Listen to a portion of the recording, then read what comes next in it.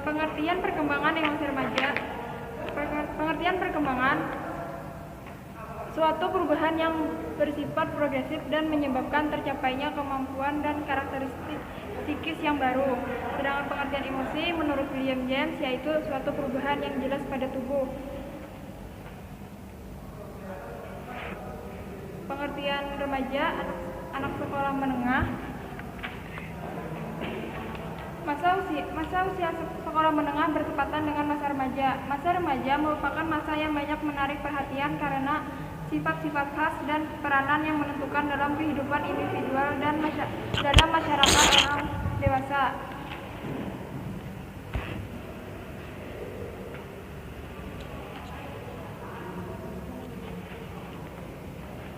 Fungsi emosi sebagai survival, mempertahankan hidup. Emosi memberikan kekuatan pada manusia untuk mempertahankan diri terhadap gangguan atau rintangan. Adanya rasa cinta, sayang, cemburu, marah, atau benci membuat manusia dapat menikmati hidupnya dengan manusia lain. Sebagai energi, emosi positif seperti cinta dan sayang memberikan semangat dalam bekerja, juga semangat untuk hidup. Emosi negatif seperti sedih dan benci membuat manusia merasakan seram dan nyaris tidak ada gairah untuk hidup. Sebagai messenger, emosi yang ada dalam diri seseorang dapat memberitahukan keadaan orang-orang yang ada di sekitar, sehingga kita dapat melakukan tindakan yang tepat pada kondisi tersebut. B. Jenis dan pengelompokan emosi. Paul Ekman dari University of California dan sejumlah teoretikus mengelompokkan emosi dalam golongan sebagai berikut. 1. Amarah, contohnya seperti mengamuk, benci, marah besar, jengkel, dan tersinggung. 2. Kesedihan, contohnya seperti pedih, sedih, muram, dan kesepian. 3. Rasa takut, cemas, takut, gugup, dan khawatir. Kenikmatan, contohnya bahagia, gembira, bangga, dan kenikmatan. 5. Cinta, penerimaan, persahabatan, kepercayaan, dan kebaikan hati. Emosi dapat dikelompokkan menjadi dua bagian, yaitu emosi sensoris dan emosi kejiwaan atau psikis. Yang pertama, emosi sensoris, yaitu emosi yang timbul dari rangsangan dari luar terhadap tubuh. Contohnya rasa dingin, rasa sakit, rasa lelah, kekenyangan, dan kelaparan. 2. Emosi psikis, yaitu emosi yang mempunyai alasan-alasan kejiwaan. Di antaranya seperti perasaan intelektual, yaitu yang mempunyai sangkut paut dengan ruang lingkup. Perasaan sosial, yaitu menyangkut hubungan dengan orang lain. Perasaan susila, yaitu berhubungan dengan nilai-nilai baik dan buruk atau etika moral. Perasaan keindahan, yaitu perasaan yang berkaitan erat dengan keindahan dari sesuatu. Perasaan ketuhanan, yaitu merupakan kelebihan manusia sebagai makhluk Tuhan. Faktor-faktor yang mempengaruhi perkembangan emosi remaja yaitu 1. Perubahan jasmani. Tahap permulaan perubahan ini hanya terbatas pada bagian-bagian tertentu saja mengakibatkan postur tubuh jasmani tidak seimbang. 2. Perubahan dalam hubungannya dengan orang tua. Banyak orang tua yang mendidik anaknya secara otoriter, menjadikan anak tersebut acuh, juga ada penuh dengan kasih sayang. Sikap ini dapat menyebabkan ketegangan atau ketidaktegangan yang semuanya berpengaruh pada perkembangan mental. 3. Perubahan dalam hubungannya dengan teman-teman. Yang paling dominan saat ini sering terjadinya masalah hubungan cinta terhadap lawan jenis. Kemungkinan terjadinya konflik-konflik juga sehingga orang tua tidak selalu merasa gembira jika anak mereka jatuh cinta. Gangguan emosional yang mendalam dapat menjadi akibat cinta yang tidak terbalas atau cinta sepihak. 4. Perubahan pandangan luar. Biasanya dapat menyebabkan konflik-konflik, misalnya sikap dunia luar terhadap remaja yang tidak konsisten, dan seringkali kekosongan remaja dimanfaatkan oleh pihak yang kurang bertanggung jawab. 5. Perubahan dalam hubungan dengan sekolah. Para guru masih merupakan tokoh yang sangat penting dalam kehidupan anak kecil, karena selain tokoh intelektual, guru merupakan tokoh otoritas bagi para peserta didik. Ciri-ciri emosi remaja. Bihler membagi ciri-ciri emosional remaja menjadi 2 rentang usia, yaitu usia 12-15 tahun dan usia 15-18 tahun. Ciri-ciri emosional remaja usia 12-15 tahun. Yang pertama, pada usia ini, seorang siswa atau anak cenderung banyak murung dan tidak dapat diterka. Yang kedua, siswa mungkin bertingkah laku kasar untuk menutupi kekurangan dalam hal rasa percaya diri. Yang ketiga, ledakan-ledakan kemarahan mungkin saja terjadi. Yang keempat, seorang remaja cenderung tidak toleran terhadap orang lain dan membenarkan pendapatnya sendiri yang disebabkan kurangnya rasa percaya diri. Yang kelima, remaja terutama siswa-siswa SMP mulai mengamati orang tua dan guru-guru mereka secara lebih objektif. Ciri-ciri emosional remaja usia 15-18 tahun. Yang pertama, pemberontakan remaja merupakan pernyataan-pernyataan atau ekspresi diri perubahan yang universal dari masa kanak-kanak ke dewasa. Yang kedua, karena bertambahnya kebebasan mereka, banyak remaja yang mengalami konflik dengan orang tua mereka. Yang ketiga, siswa pada usia ini seringkali melamun memikirkan masa depan mereka. Upaya pengembangan pengelolaan emosi. Rasa marah, kesal, sedih, atau gembira adalah hal yang wajar yang tentunya sering dialami remaja meskipun tidak setiap saat. Pengungkapan emosi itu ada juga aturannya supaya emosi tersebut dapat terekspresikan dengan baik, dan remaja juga perlu adanya pengendalian emosi. Pengendalian emosi bukan merupakan upaya untuk menekan emosi, melainkan 1. Belajar menghadapi situasi dengan sikap rasional. 2. Belajar mengenali emosi dan menghindari penafsiran yang berlebihan yang dapat menimbulkan respon emosional. 3. Memberikan respon sesuai situasinya. 4. Mengenali, menerima, dan mengekspresikan emosi positif dan negatif. Keterampilan mengelola emosi sangatlah perlu agar dalam proses kehidupan remaja bisa lebih sehat secara emosional. Keterampilan mengelola emosi adalah sebagai berikut. Yang pertama, mampu mengenali perasaan yang muncul. Yang kedua, mampu mengemukakan perasaan yang dapat menilai kadar perasaan. Ketiga, mampu mengelola perasaan. Yang keempat, mampu mengendalikan diri sendiri. Yang kelima, mampu mengurangi stres. Perkembangan intelektual dan kecerdasan remaja usia sekolah menengah.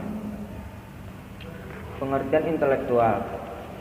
Intelektual atau intelijensi berasal dari bahasa Latin intelligere yang berarti mengorganisasikan, menghubungkan, atau menyatukan satu dengan yang lain. Dalam bahasa Arab, intelijensi disebut dengan adzaka yang berarti pemahaman, kecepatan, dan kesempurnaan sesuatu.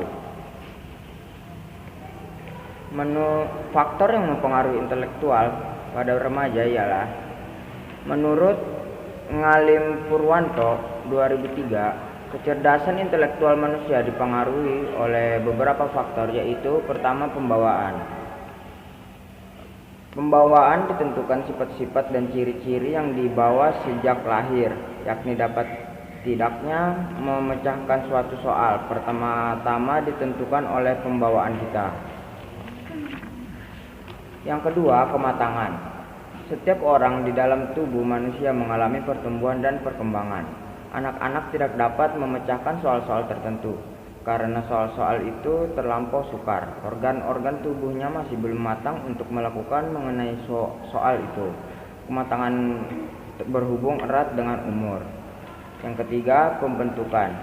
Pembentukan ialah segala keadaan di luar diri seseorang yang mempengaruhi perkembangan intelijensi. Yang keempat, minat dan pembawaan yang khas. Minat mengarahkan perbuatan kepada suatu tujuan dan merupakan dorongan bagi kegiatan itu. Dan dari manipulasi dan eksplorasi yang dilakukan terhadap dunia luar, akan timbul minat terhadap sesuatu yang menarik. Minat seseorang mendorongnya untuk berbuat lebih giat dan lebih baik. Yang kelima, kebebasan. Kebebasan berarti bahwa manusia dapat memilih metode-metode yang tertentu dalam memecahkan masalah-masalah. Untuk menentukan inteligensi atau tidak seseorang anak, kita tidak dapat hanya berpedoman kepada salah satu faktor tersebut di atas. Seluruh pribadi tersebut serta menentukan dalam perbuatan inteligensi seseorang.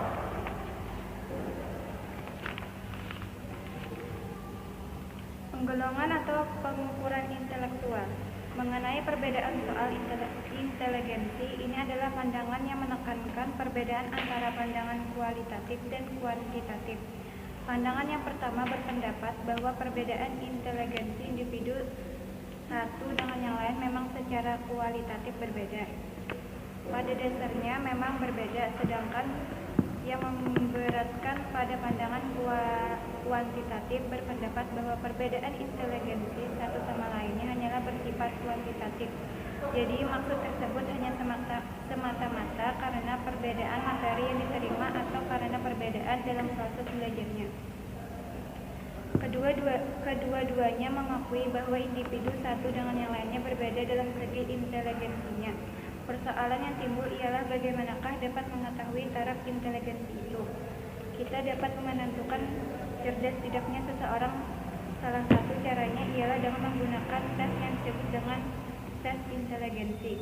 Pengukuran inteligensi dilakukan dengan alat psikodiagnostik atau yang dikenal dengan istilah psikotes. Unit Pelayanan Psikologis Yayasan Jasa Psikologi Bima Asih Yogyakarta menggolongkan kecerdasan ke dalam kriteria berikut, yaitu 145 sampai ke atas tergolong jenius, 130 sampai 144 tergolong sangat cerdas, 115 sampai 129 tergolong cerdas, 100 sampai 114 tergolong rata-rata,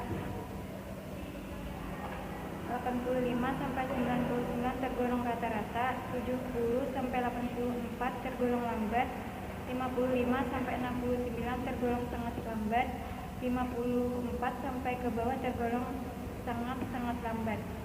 Perkembangan intelektual pada remaja. John dan Conrad mengembangkan sebuah kurva perkembangan inteligensi manusia sebagai berikut. 1. Laju perkembangan inteligensi berlangsung sangat pesat sampai masa remaja awal. Setelah itu kepesatannya berlangsung menurun. 2. Puncak perkembangan pada umumnya dicapai di penghujung masa remaja akhir, sekitar usia 20-an. Selanjutnya perubahan-perubahan amat tipis berlangsung hingga usia 50 tahun. Setelah itu terjadi mapan sampai usia 60 tahun untuk selanjutnya berangsur-angsur menurun. 3. Terdapat variasi dalam waktu dan laju kecepatan deklinasi menurut jenis-jenis kecakapan tertentu. Pengaruh inteligensi terhadap keberhasilan belajar. Inteligensi atau kemampuan menerima dan memecahkan masalah adalah faktor yang menggerakkan siswa dalam menghadapi lingkungan belajarnya. Inteligensi memiliki banyak definisi, salah satunya definisi Gates. Gates